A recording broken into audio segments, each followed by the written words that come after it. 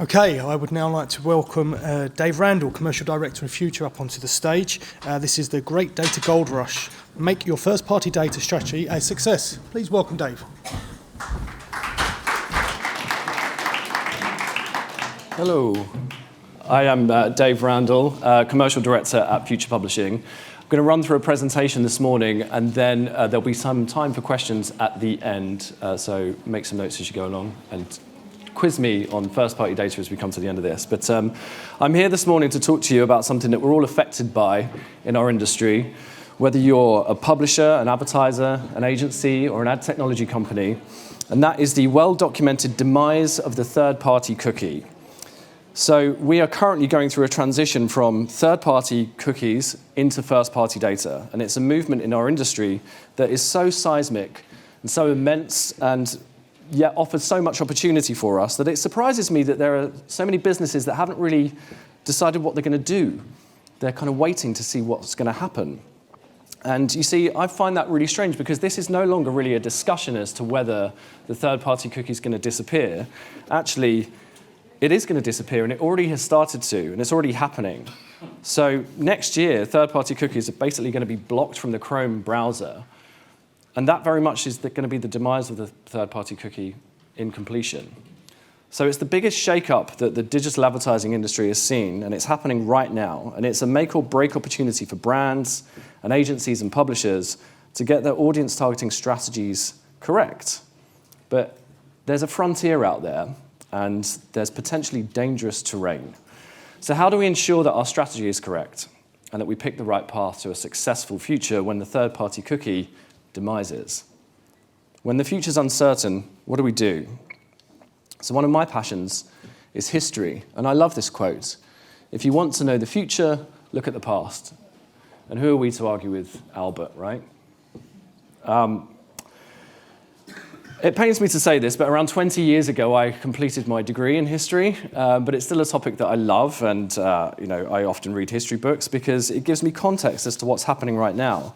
So I thought back to my degree, and I thought about my particular studies of American history and the American West, because it related to a headline that I read around 2 years ago in The Economist, which was that the world's most valuable asset is no longer oil, and it's no longer gold, but it's data. And it got me thinking about this man. This is Samuel Brannan. He was originally from New York, and he, like many others on the East Coast of the United States, decided that he wanted to head west in search of a better future, more land, and a more prosperous life. But rather than travel across the West, he was really innovative, and he decided to go a different route. So he got on a ship called the Brooklyn, and he went down the East Coast of America from New York, all the way down past Brazil, around the Horn at the bottom of South America, and then back up the west coast of South America, and he actually stopped off in Hawaii. I like to think it was a holiday, but I don't think the Four Seasons was around then, but still he stopped off there, and then eventually he landed on the west coast of the United States in San Francisco with his family, and that took him about 6 months. And he opened up a shop, and that's what he wanted to do. But it was soon after that he realized something that would change his life, and that was that the region was rich with gold.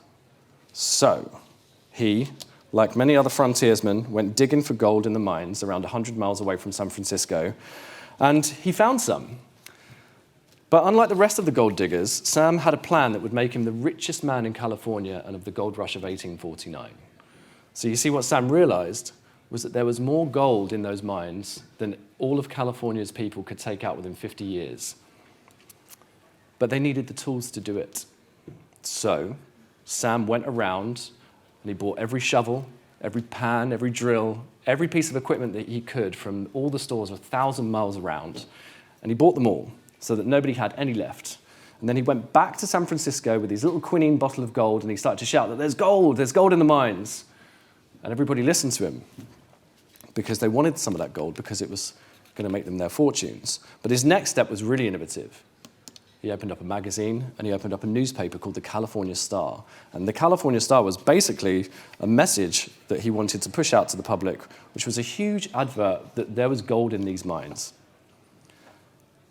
It promoted the American dream, and it promoted the opportunity to make a fortune. And it worked. After 6 months, 75% of the population of San Francisco, the male population, I should say, left and they went to the gold mines. And guess where they bought their tools? Sam's shop. So he didn't actually do any more digging, but the gold that was in the area swelled his investments, and he ended up making around $5,000 a day just from selling his tools. That, in today's money, is around $250,000 a day. So he became the richest man in California. And not only that, the gold rush and Sam Brannan put California and San Francisco in particular on the map. The football team, the San Francisco 49ers, is called that because of the year 1849 of the gold rush. You know, it's the money that was generated from the gold rush that helped establish the Bay Area. And in the Bay Area, you've got San Francisco, but you also have Palo Alto, which is obviously a place that has a rather strong connection to ad tech. There's a bunch of first-party data servers that sit there now. So by recognizing the value of something and providing people with the tools to best obtain it, and working with the industry, Sam Brannan became the richest man in California. Right, so who cares? What's this all about? Let's come back to today. You can see that the 12th of March this year was the 33rd birthday of the internet. So we're still relatively young in terms of where we are for online, but the pace of the internet has been rapid since it was invented in 1991. And we've been going through this staggering change, and we're at the precipice of another change now, which is GDPR. GDPR in Europe has meant that we all now have an obligation to look after our data in a more better and compliant way. And you know, cookies, third-party cookies, we've been using them since 1994. They've had a good run, but now their time is up. We're in the middle of our own gold rush, and our gold is first-party data. So for those of you out there that are still waiting to see how the situation plays out, look at this slide. It's really useful because it shows that the shift is happening right now. These headlines are from our own trade press, and they show the prevalence of the demise of the cookie and the shift of the industry into a cookieless world. But we need to realize that we're already there. You can see that at the moment, because of the work that Apple has done and Mozilla, Safari and Firefox don't host any cookies at all. So you're missing out on 40% of the open web right now with your data targeting if you haven't got a first-party data plan in place right now. And obviously, when we move on to Google potentially taking cookies out of Chrome next year, that's going to be 100%. So I think now is a really good window of opportunity for us as an industry, because right now you have the best of both worlds. It's good news because we have third-party cookies that you're able to run campaigns on, but you also have a window of opportunity to test first-party data and run advertising campaigns with first-party data across Safari. So how do we do it? If you're an advertiser or an agency, what's important and what needs are there to be met? Well, the first thing is you need to start testing right now, because we're right in the precipice of this testing time. Third-party cookie depreciation has made first-party data more important than ever. We need to plan for it, we need to collect it and store it and utilize it in the right way. And remember that data isn't just collected from your websites and the advertising that you sell, but it can be collected from across your business. How can you tap into that potential as an advertiser or brand? How can you, as advertisers, collaborate with the right partners to scrape that data and control it and use it and utilize it? How can you work with technology companies and even publishers to collaborate and create value? I think that the industry has to be collaborative, test proof of concepts. And look, the technology's there right now. DMPs are out there. We have ID vendors, scraping opportunities, clean rooms, all of these different buzzwords that you can use as an advertiser that need to be tested. But map your data clearly and concisely to mitigate that complexity, because there's tons of data around. If you can be concise with it, then brands and advertisers can build stronger and clearer partnerships with media owners, which therefore creates a depth of data on both sides and strengthen those bonds. And if we're transparent with that data, it means that there's a trust. And that trust creates tighter bonds within the industry, and that's only a good thing. So making sense of the data and displaying clarity is really, really imperative. And why is that? And it's because there's a ton of it. I'm just going to read out loud for a second, but the world is producing 2.5 quintillion bytes of data per day. 90% of all of that data was collected in the last 2 years. That's nuts. It's a huge amount of data that can be collected. I don't even know how many zeros there are in a quintillion, by the way. If anyone can tell me that, that would be great. But making sense of the data is tricky, because these are just numbers. And we've all heard about people becoming data blind, right? There's so many statistics, you're blind by the data. There's numbers, figures, statistics, data points. And it's difficult to look at, and rightly so. But if you take a step back and think about what data actually is, data is people. So you can categorize your data based upon human behaviors and actions and passions. In our world, if you move away from data being numbers and segments and think of data as being a collection of people, then your perception changes and your engagement with the data changes as well. It becomes more human and more emotionally engaged. It's people, and you need to make the conversation about the strategy that you run with the people that you engage with, because it's people that buy products and services. It's not data that does it. It's people that you need to interact with and engage with. And it's people that you entertain and inform and advertise to. At Future Publishing, one of our values is connecting people with their passions. And it's equally important to the content that we create, as well as the data that we connect people to. Connecting people with their passions has always been at the essence of what we do at Future, whether that be from the early days of us creating magazines for gamers or the music industry. But now it's the essence of what we do from a data perspective as well as a print perspective.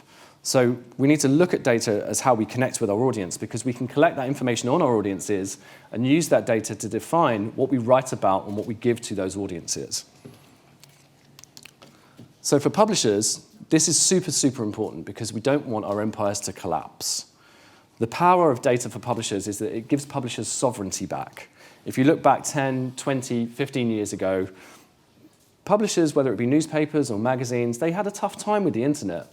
How to engage with it, how to use it properly, that transition from print to digital. It was a struggle to monetize and digitize and innovate. But now, largely, most publishers have worked it out. They have a balance between print and digital, and that's great news. Some actually are only digital, because that's where the profit lies. But that's amazing news for those publishers, because it means that we now have our sovereignty back, and we have our first-party data, and that's a value. So you need to look after that value and look after those assets. But it doesn't mean that you need to keep them all to yourself. It's vital that you engage with partners that are appropriate and that are trusted, and you can give access to those partners to your audience data. So again, if you take Future as an example, we have a vast portfolio of brands right now, and we build strong, long-term relationships with our audiences, providing them with quality content, but also that content allows us to provide our partners bespoke solutions because we can play with the data, because it's our data. But if we can utilize that data in a symbiotic way, that's beneficial for us, it's beneficial for our partners, it's beneficial for the industry, and most importantly, it's beneficial for our audiences. So, if you haven't organized your first-party data products right now, what should you be looking for? And this is a word I struggle with, but it's interoperability. Thank goodness I got that right. Interoperability, because we need to look for solutions that are easy to use and integrate, but make sure that your systems are interoperable. What do I mean by that? So analogy here is the drill bit, right? It's all well and good buying a drill, but without the various drill bits that you need for the materials that you're going to drill into, then you can't adapt unless you encounter the right drill bit with the right piece of material. So to ensure that your data becomes interoperable, you need those different drill bits. And that means, effectively, that you need to map your data correctly and be able to play with it and be adaptable and agile with when you're mapping that data and utilizing it with your campaigns. So again, Future, over the course of the last 6 months, big number, we've actually engaged with 19 billion different tangible data points. 19 billion. That's a huge amount of data points. But we're building a platform that simplifies that. And the data that we use relates to our audiences and is technologically interoperable with our partners, which means that we can be agile and we can create bespoke ideas, and that we can work with our agencies and advertisers and fellow ad tech vendors within the market to progress first-party data for the benefit of all. So, this is the last slide. The 3 fundamental foundations to succeeding in the great data gold rush. Use the right tools. And by using the right tools, look for tools that don't just give you something off the shelf. You want a tool that gives you the ability to be interoperable. Remember that data is people. Don't get caught up in the numbers or the segments or the way that you map it. Think of people, because data is people. And if you can think of people, then it gives you an emotional resonance to what you're doing as a business. And obviously, finally, collaboration. There's tons of data out there, so let's collaborate as an industry and use it in the best ways that we possibly can. And think back to Sam Brannan, the richest man in California during the gold rush. He recognized the value of gold, He worked with the best tools to obtain it, and he collaborated with the industry. And remember, for us, there's enough gold out there in the industry for us all to share and benefit. Thank you.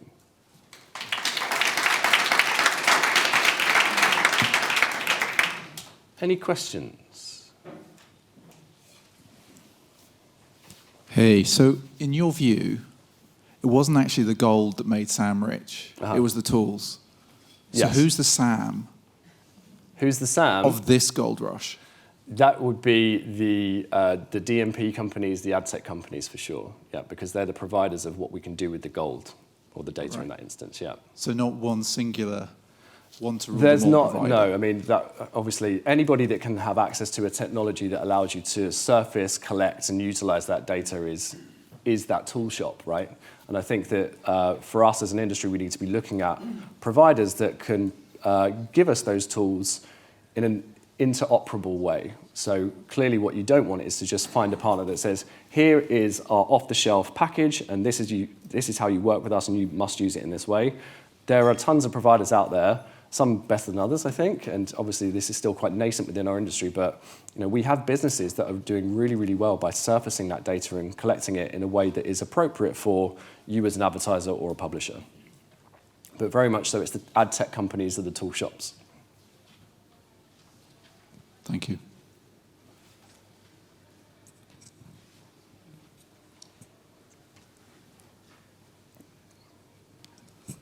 Hi, Rob from SNTV. I just had a question if you had any advice for B2B brands who maybe like service providers who aren't necessarily collecting loads of data points directly from consumers, or who are trying to maximize revenue from businesses or B2B brands, for example. So what's the advice for that? Yeah, if you had any advice in terms of collecting data for B2B brands and how they can better use it. Well, there are B2B brands that do collect data, and actually, so I'll take it back to my own experience with this, which is obviously with my company at Future. So Future has various different diversified business points that we have within our portfolio. So we have advertising, whereby we view what people are doing across the internet and across our portfolio, and we can manage those behaviors and scrape that first-party data from there. We also have Go Compare, which is a service product, and obviously people type in their information into Go Compare to get that service, so we collect that data too. Then we have B2B services and lead gen, and we collect information from that, as well as e-commerce as well. So all of that is collectible, and you can basically crunch all of that data together into one place, and that makes it super powerful. So I guess depending on what your business is from B2B, there's always a way that you can collect data upon the users that you're interacting with. You just need to make sure that it's compliant and that you're using legitimate tools to do so.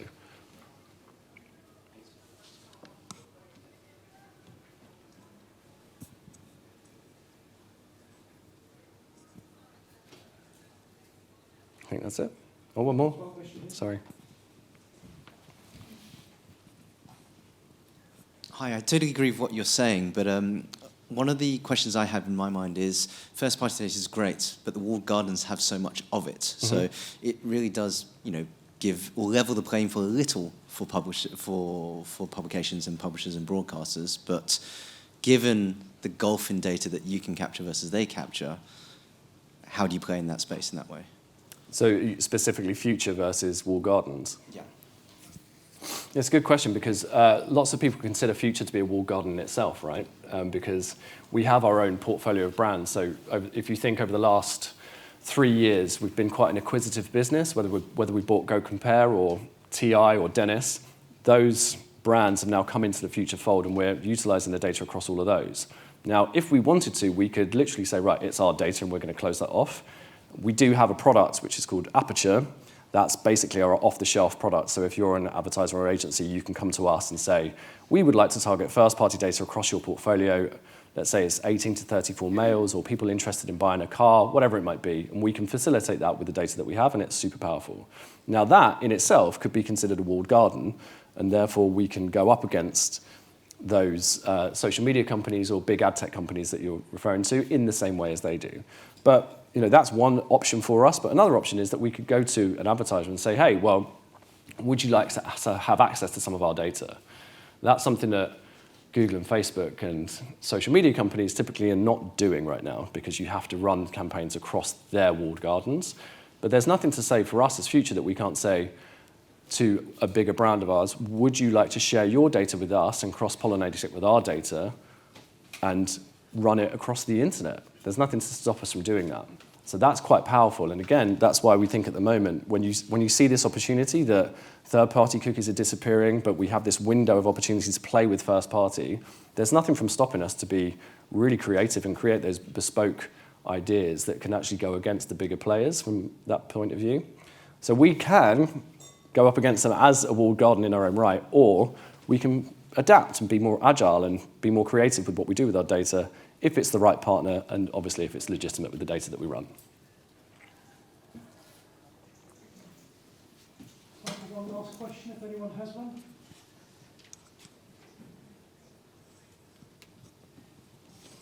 You've done your job. I think there's one more at the back, actually. Sorry. You haven't done your job yet. Not good enough. Sorry. Toby from Comscore.